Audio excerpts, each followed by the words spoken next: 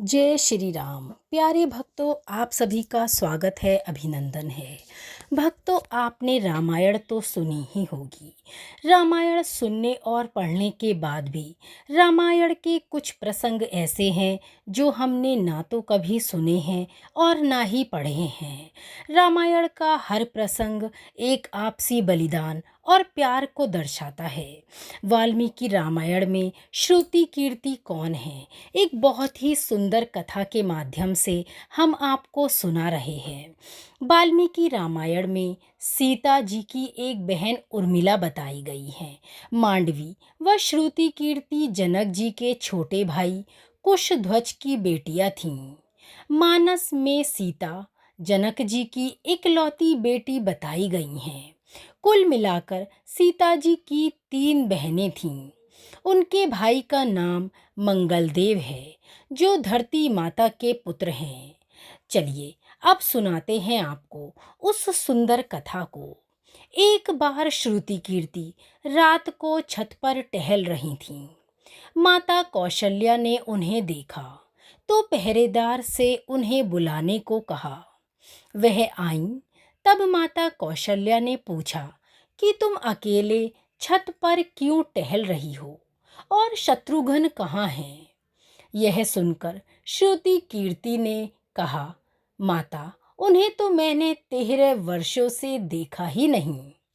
यह सुनकर माता कौशल्या थोड़ा आश्चर्यचकित होने के साथ साथ बहुत दुखी भी हुईं और माता कौशल्या आधी रात को ही सैनिकों के साथ खुद शत्रुघ्न की खोज में निकल पड़ीं।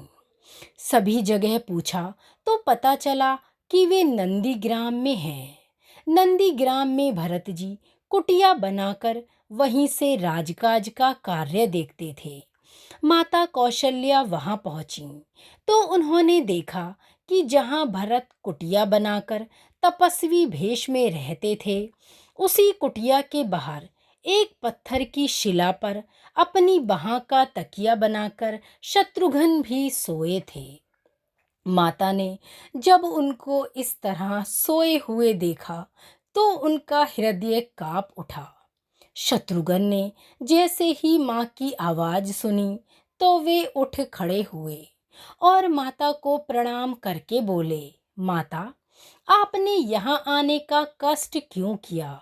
मुझे ही बुला लिया होता। माता ने बड़े प्यार से जवाब दिया, क्यों? एक माँ अपने बेटे से मिलने नहीं आ सकती? मैं भी आज अपने एक बेटे से मिलने आई हूँ, लेकिन तुम इस हालत में यहाँ क्यों सोए हो? शत्रुघ्न का गला रुंध गया। वे बोले, माँ, बड़े भैया राम पिता की आज्ञा से वन चले गए। भैया लक्ष्मण भी उनके साथ चले गए और भैया भरत भी नंदीग्राम में कुटिया बनाकर मुनि वेश धारण कर रहे हैं। तो क्या ये राजमहल, राजसी ठाट बाट सब विधाता ने मेरे ही लिए लिखे हैं? माता कौशल्या इस सवाल पर कोई जवाब नहीं दे पाईं।